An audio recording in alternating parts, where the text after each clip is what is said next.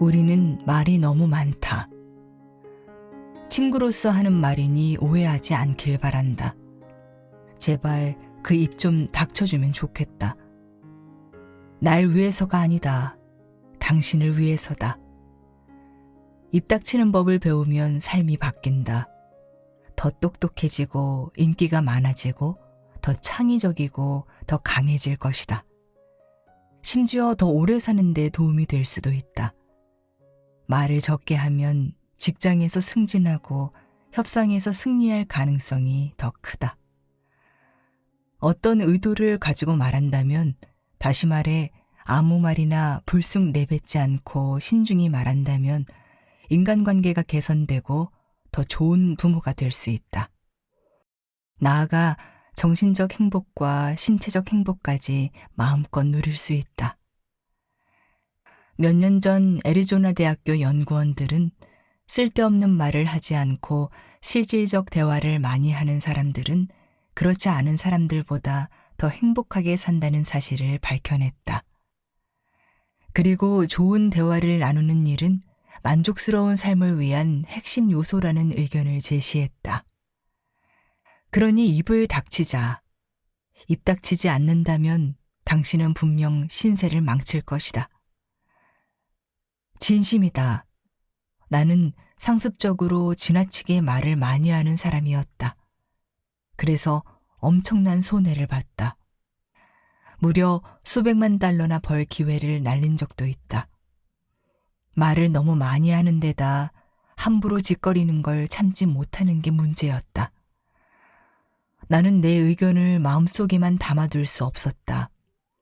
말하는 중에도 지금 하는 말 때문에 나중에 후회하고 괴로워하리란 걸 알았다. 하지만 이미 내뱉은 말은 다시 주워 담을 수 없었다. 다행히 나는 직장생활 대부분을 기자로 일했다. 포브스와 뉴스위크에서 기술 부문을 취재했다. 말 많은 사람은 언론계에서 살아남을 수 있다. 사실 사람들이 듣고 싶어 하지 않는 말을 꺼낼 만큼 불쾌한 사람이 아니면 이 일을 할 수 없다고 봐야 한다. 잡지사에서 일하며 코미디 작품을 썼다. 나처럼 입 다물고 가만히 있지 못하는 사람들에게 잘 어울리는 분야였다. 애플 CEO인 스티브 잡스인 척하고 블로그에 글을 쓰기도 했는데 재미있었지만 때로는 천박하게 흘러가기도 했다. 블로그에 올린 글 덕분에 책 출판 계약을 했고 TV 프로그램 제작 계약으로 이어져 HBO 코미디 드라마 실리콘밸리의 작가가 되었다. 게다가 그 모든 일 덕분에 각종 강연에 연사로 초청받았다. 거침없이 입담을 자랑할수록 일이 더 잘 풀렸다. 물론 그동안 저지른 업보 때문에 마침내 대가를 치르고 말았다. 떼돈을 벌 수 있으리라는 생각에 기업 공개, IPO를 목표로 하던 소프트웨어 스타트업의 마케팅 업무를 담당했을 때였다. 그 스타트업은 연봉이 매우 높았고 복지 혜택도 놀랄 만큼 좋았으며 매력적인 조건의 스톡 옵션을 제시했다. 한 가지 까다로운 문제가 있다면 스톡 옵션을 모두 행사하려면 그 회사에서 4년간 근무해야 한다. 언론사가 아닌 일반 회사는 내 날카로운 발언을 못 들은 척 넘어가지 않을 것이다. 하고 싶은 말이 많아도 꼭 참아야 할 거야. 그것도 아주 많이. 기자 친구가 경고했다. 알아. 그래도 난 할 수 있어. 그럼 행운을 빌어. 하지만 넌 1년도 버티지 못할 것 같아. 친구가 말했다. 친구들과 옛 동료들 일부를 비롯해 업종 전환에 성공한 언론인들이 많다. 그들도 했는데 나라고 못할 이유가 있을까? 나 자신을 스타트업 생존기를 다룬 리얼리티 TV쇼 참가자라고 상상했다. 살아남기 위해 벌레까지 우적우적 씹어먹을 필요는 없지만 회사가 내게 독을 탄 주스를 건네더라도 벌컥벌컥 들이켜고 맛있는 척해야 했다. 잘만 버틴다면 한몫 잡을 수 있겠다는 생각에 얌전히 지내야겠다고 생각했다. 하지만 난 충동적으로 CEO에 대해 투덜대는 내용의 글을 페이스북에 올렸고 결국 입사 20개월 만에 회사에서 쫓겨났다. 6년 후 어느 날 빈둥거리다 호기심에 그 회사 주가를 확인하고 계산해봤다. 만약 그 회사에 4년 눌러앉아 스톡 옵션을 행사했더라면 내 주식 가치는 지금쯤 800만 달러에 달했으리라는 걸 알고 경악했다. 가장 큰 금전적 손해를 봤던 재앙 같은 사건이었지만 내가 유일하게 자초한 불행은 아니었으며 최악의 불행은 더더욱 아니었다. 한때 나 자신을 통제하지 못하고 함부로 입을 나불대는 바람에 아내와 별거를 했고 하마터면 이혼까지 할 뻔했다. 아내와 아이들과 떨어져 혼자 살면서 알코올 중독자 모임 회원들이 철저하고 용감하며 도덕적 인물이 되기 위한 점검이라 부르는 작업을 진행했다. 그 결과 표현 방식에 상관없이 일단 말이 너무 많아서 인생이 고달프다는 사실을 드디어 인정했다. 이를 통해 다음 2가지 질문의 답을 찾는 작업에 돌입했다. 어떤 사람들은 왜 강박적으로 쓸데없는 말을 쏟아낼까? 어떻게 하면 고칠 수 있을까? 이 작업을 하면서 나는 또 다른 사실을 알아냈다. 지나치게 말이 많은 사람뿐만 아니라 우리 모두 말을 적게 하고 다른 사람의 말을 많이 듣고 분명한 의도를 가지고 사람들과 소통하면 이득을 얻는다는 사실이다. 이는 행복에 이르는 길이자 당신의 삶을 훨씬 더 좋게 만드는 방법이다. 먼저 나부터 크나큰 불행을 피하는 법을 배우고 싶다는 희망을 품고 시작했다. 나는 모든 사람의 삶을 더 좋게 만들 수 있는 아이디어를 찾았고 이를 실천하는 습관을 개발했다. 문제는 내게만 있지 않다. 당신에게만 있지도 않다. 이 세상 전체가 입 닥쳐야 한다. 우리는 말이 너무 많다. 세상은 수다쟁이들로 가득 차 있다. 어딜 가든 항상 그들을 마주친다. 그들은 매주 월요일만 되면 사무실에서 지난 주말에 있었던 시시콜콜한 일들을 늘어놓는 눈치 없는 녀석들이다. 저녁 파티에서 만난 사람들의 말은 듣지도 않고 자기 할 말만 하는 몰상식한 얼간이이기도 하다. 사람들은 이 얼간이의 와인잔에 몰래 독을 넣고 싶다는 공상에 빠진다. 그들은 초대하지도 않았는데 불쑥 찾아와 전에 한 이야기를 1시간씩 읊어대는 이웃이며 회의에서 동료들의 말을 끊고 뭐든지 아는 척하는 오만한 녀석이다. 아무 생각 없이 인종차별 농담을 하는 바람에 경력을 망쳐버린 코미디언이며 어리석게 날린 트윗으로 유가증권 사기 혐의를 받아 기소된 CEO이기도 하다.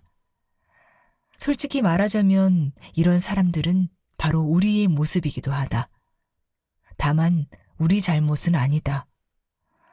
우리는 말을 많이 하도록 부추길 뿐더러 말을 많이 하라고 요구하는 세상에 살고 있다. 우리는 트위터를 하기 위해 트위터를 하고 수다를 떨기 위해 수다를 떨 뿐이다. 하지만 가장 영향력 있고 성공한 사람들은 정반대로 행동한다. 일부러 사람들의 관심을 끌려 하지 않고 오히려 관심받지 않으려 애쓴다. 말할 기회가 있으면 상당히 신경 써서 말한다. 애플의 CEO인 팀 쿡은 대화를 하다 말이 어색하게 끊겨도 그대로 둔다. 트위터를 공동 창업하고 CEO로 인한 잭 도시는 트위터를 가끔 사용한다. 끊임없이 사람들을 즐겁게 하고 자신을 홍보하는 버진그룹의 창업자이자 회장인 리처드 브랜슨조차 회의에서 입이 무거운 사람을 크게 칭찬한다. 아인슈타인은 전화통화를 싫어해서 가능한 한 피했다. 2020년에 사망한 대법관 긴즈버그는 말할 때 굉장히 신중하게 단어를 선택했다. 그녀가 고통스러울 만큼 오랫동안 말을 멈추는 바람에 대법원 사무관들은 2초 법칙이라는 버릇이 생겼다. 그들은 말을 끝내고 1초, 2초를 마음속으로 세고 나서야 다시 말을 시작했다. 긴즈버그 대법관은 사람들을 무시하는 게 아니라 어떻게 대답해야 할지 아주 깊이 생각하고 있었다. 그녀의 가장 유명한 조언 중 하나를 소개하겠다. 결혼과 직장 생활을 할 때 가끔은 잘 안 들리는 척을 하면 도움이 된다. 말을 줄이고 더 많이 얻어내자. 우린 대법관에 임명되거나 억만장자가 되지는 못하겠지만 일상생활에서 벌어지는 여러 싸움에서 이길 수 있다. 자동차나 집을 새로 살 예정인가? 직장에서 승진하고 싶은가? 친구들을 얻고 사람들에게 영향을 끼치고 싶은가? 그 전에 먼저 입 닥치는 법부터 배워야 한다. 인류 역사를 통틀어 오늘날처럼 시끄러운 시대는 없었다. 그리고 점점 더 시끄러워지고 있다. 우리는 계속되는 과도한 자극에 익숙하지 않다. 이러한 자극은 뇌를 힘들게 해서 뇌 손상을 일으키며 심장에도 무리를 준다. 시끄러운 소리가 계속되면 스트레스 호르몬인 코르티솔 호르몬이 분비되어 자극을 받고 화가 치밀어 오르며 흥분해서 약간 정신 나간 상태에 이르고 만다. 회복하려면 폭풍처럼 휘몰아치는 소음에서 일단 탈출해야 한다. 입 닥치는 법을 배우면 우리 자신의 삶뿐만 아니라 배우자와 자녀, 친구와 동료 등 주변 사람들의 삶을 더 나아지게 할 수 있다. 아주 거창한 의미에서 보면 우리 모두가 볼륨을 조금만 줄인다면 온 세계를 더 나은 곳으로 만들 수 있다. 그런데 이상하게도 그렇게 하기는 쉽지 않다. 입 닥치는 5가지 방법. 입 닥치기는 세상에서 가장 쉬운 일이어야 한다. 그저 아무것도 안 하면 된다. 그렇지 않은가? 하지만 아무 말도 하지 않으려면 집중력이 상당히 많이 필요하다. 말하기보다 더 어렵다. 외국에서 살아본 적이 있는가? 현지 언어를 조금 할 수 있어도 자연스럽게 구사할 수 없다면 대화할 때마다 아주 간단한 대화를 할 때도 당신의 뇌는 현지 언어를 모국어로 번역한 뒤 다시 현지 언어로 번역하며 끊임없이 과로에 시달린다. 하루가 끝날 때쯤이면 지칠 대로 지치고 말 것이다. 말하는 방식에 집중하기 시작하면 처음에는 그런 느낌이다. 온몸의 기운이 다 빠져버리는 듯하다. 나처럼 말 많은 사람은 고통스럽다고 느낄 수 있다. 이제 이를 해결할 방법을 알려주겠다. 천천히 시작하면 된다. 하루아침에 큰 변화를 기대하지 말고 작은 변화를 많이 만들어야 한다. 나는 명상이나 요가를 하듯이 매일 입 닥치는 법을 연습한다. 명상할 때 호흡을 의식하듯이 나는 내가 말하는 방식을 의식하도록 일부러 애쓴다. 목소리를 낮추고 천천히 말하며 오랫동안 멈추고 나서 다음 말을 시작한다. 나는 나 자신을 실험 대상자로 삼아 시행착오를 겪으며 해결 방안을 찾아다녔다. 자료를 찾아보고 전문가들을 인터뷰해 5가지 방법을 개발했다. 나는 이 방법을 운동처럼 여긴다. 여기서 핵심은 한꺼번에 모두 다 하거나 그중 한 가지 방법을 온종일 하지 않는다는 것이다.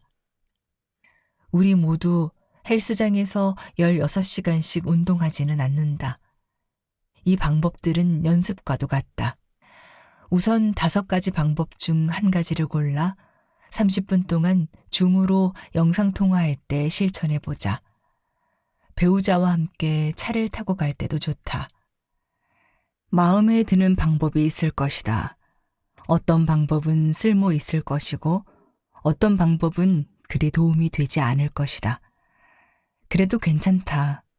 당신에게 맞는 방식을 선택하자. 내가 만든 입 닥치는 5가지 방법은 다음과 같다. 가능하면 아무 말도 하지 마라.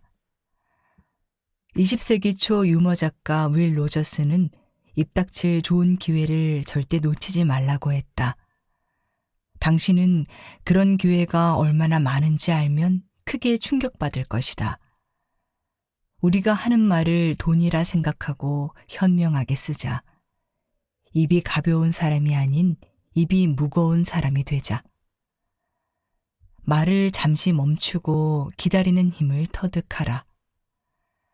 긴즈버그 대법관의 사무관들이 만들어낸 비법을 따라해보자. 그들은 2초 동안 기다린 후 다음 말을 하도록 훈련했다. 한번 숨을 쉬고 잠시 멈추자. 방금 한 말을 상대방이 잘 이해하도록 기다리자. 멈추고 기다리는 힘을 활용하는 법을 배우자. 소셜 미디어를 끊어라.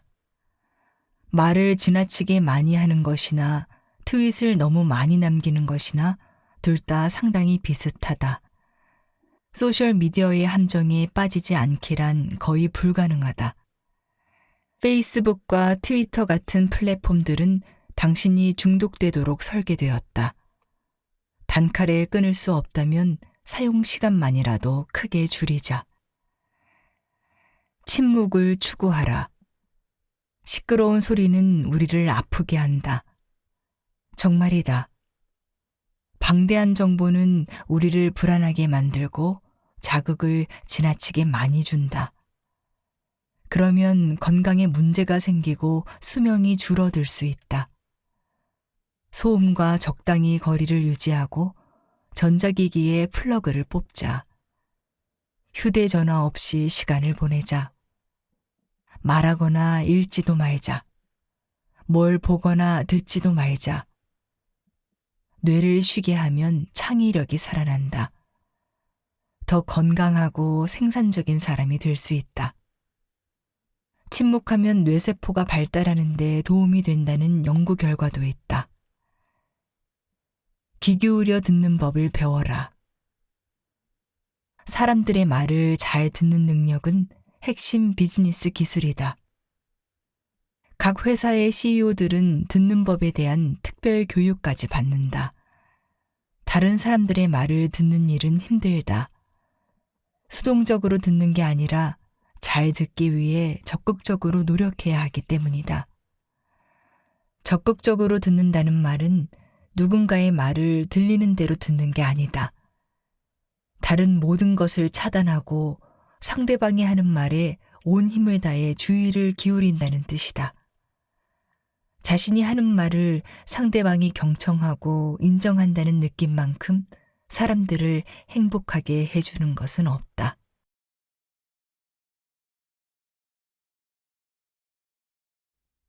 사람을 얻는 대화법. 사람들은 당신의 귀를 원한다. 당신의 말을 정말 잘 들어주는 누군가가 주변에 있는가? 말을 잘 들어주는 그 사람의 특징은 무엇인가?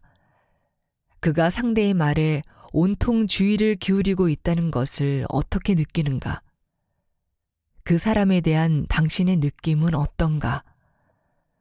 아는 사람이 100명이라면 당신의 말을 정말 잘 들어주는 누군가는 한두 명에 불과할 것이다.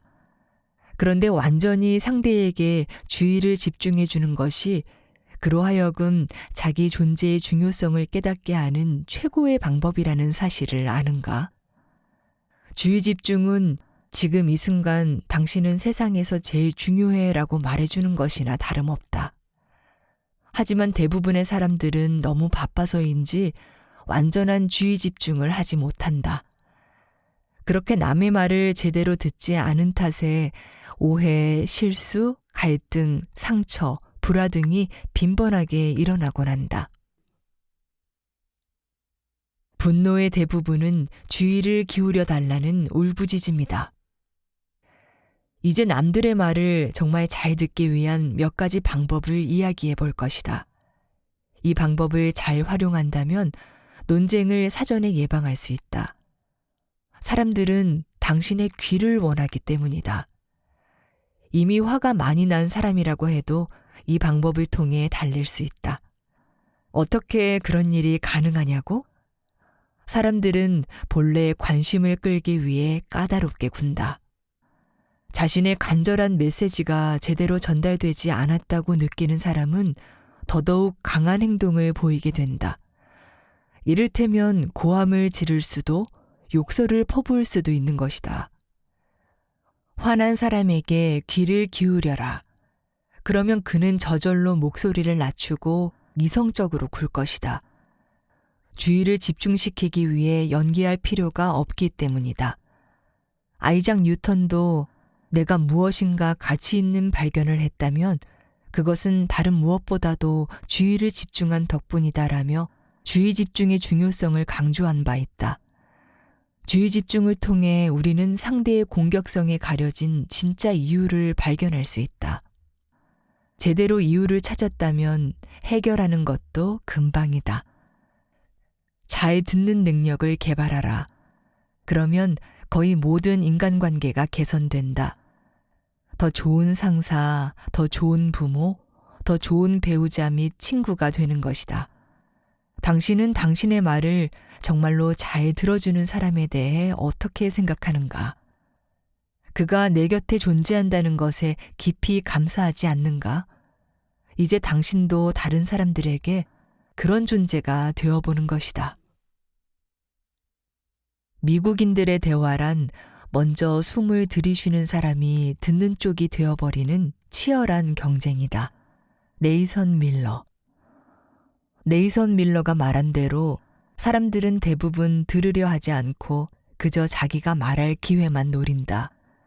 무엇인가 말하고 싶어 안달이 난 상황에서 남들의 말을 들어주며 기다리기란 사실 쉽지 않다. 가끔은 못 견디게 초조해지기도 한다. 항공기 조종사였던 내 남편은 이런 상황을 통신마비라고 부른다. 조종사가 무선 통신을 하면서 동시에 메시지를 주고받기란 불가능하다. 말하고 난 다음에는 들어야만 한다. 무선 통신 상황을 우리의 일상적인 대화에 응용하면 어떨까? listen, 듣다라는 단어는 silent, 침묵하다와 같은 철자로 이루어져 있다. 내 말을 끝낸 후에는 오버 신호를 보내고 상대의 메시지를 받아들이도록 하자. 그리고 상대의 말 한마디 한마디를 새겨 들어라. 상대가 말을 끝냈다고 신호를 보내면 그 다음에 당신의 이야기를 하는 것이다. 무례한 사람은 어디에나 있다. 충격받기보다 즐기는 법을 터득하려면 한참 나이를 먹어야 한다. 펄벅. 펄벅의 말에 전적으로 동의한다. 하지만 우리는 나이 먹은 후가 아니라 바로 지금 당장 듣게 되는 무례한 말에 대해서도 충격받기보다 즐기는 법을 익힐 필요가 있다. 세상의 무례한 사람들은 늘 있기 마련이다. 그들의 말에 돋친 가시를 피하려면 정신의 피부를 두껍고 단단하게 만들 필요가 있다. 그동안 살이 많이 쪘다는 말을 들을 때 어떻게 해야 하나요? 상대가 절 보며 몇 킬로그램을 더 껴입었구나 하고 빈정거릴 때면 정말 슬퍼요. 라고 하던 어느 여성의 목소리는 정말이지 애처로웠다. 상대의 말에 맞는 부분이 있다면 억지로라도 미소를 지으며 그 말이 맞아요 라고 답한 뒤 화제를 돌려버릴 수 있다. 그래요.